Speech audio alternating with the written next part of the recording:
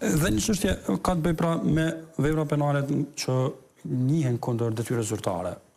A keni raste të tilla në hetim? Kemi raste të tilla në hetim dhe konsideroj që prokuroria e PE-s ka pas rezultate që kanë vënë impakt në sistemin prokurorial, po ashtu edhe tek qytetarët.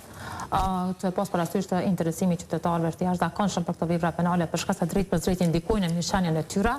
Mund të themi që Kosova jo rrallëherë në agjendat vendore të ndërkombëtare kritikohet në kontekst të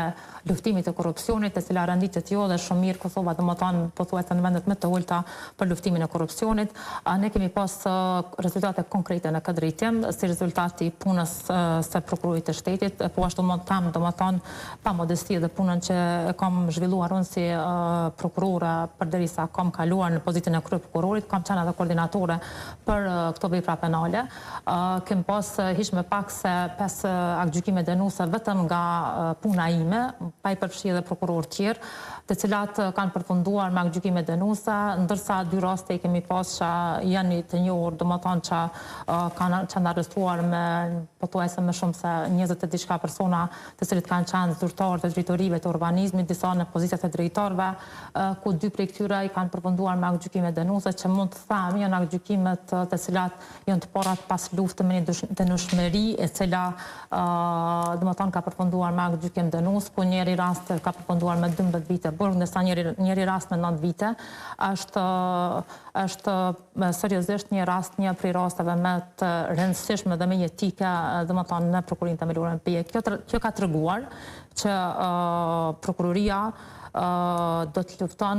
korrupsionin dhe do të kthen mirëqenien e qytetarëve në drejtim të këtyre kategorive, kësaj kategorie të vepra penale, të cilat konsideroj që për momentin janë më delikate dhe ne kemi si objektiv në planin e punës për vitin 2025. Dhe këtu desha të pyesni kryeprokurore që nga 1 janari e keni marrë detyrën. Cili është prioriteti juaj,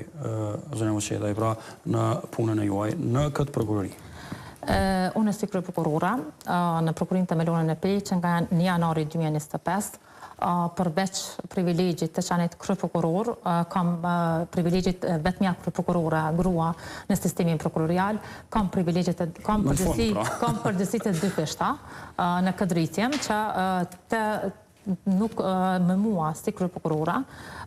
nuk bëj kompromise mbi parimet e mia dhe sigurisht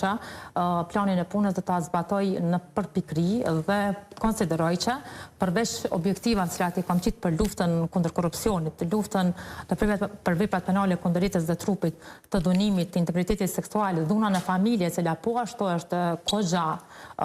ndjeshmërisë e lartë dhe kogja numër të madh të rasteve kemi, do t'ju premtoj dhe garantoj secilit qytetar të Republikës Kosovës që do trajtohet çdo rast i tyre me dignitet, do trajtohet në mënyrën më serioze të mundshme dhe kërkoj që një prej komponentave bazike në planin tim të punës kam bërë që të jetë domosdoshmërisht ngritja e besueshmërisë në publik dhe ngritja e bashkëpunimit me qytetarët. Kjo komponent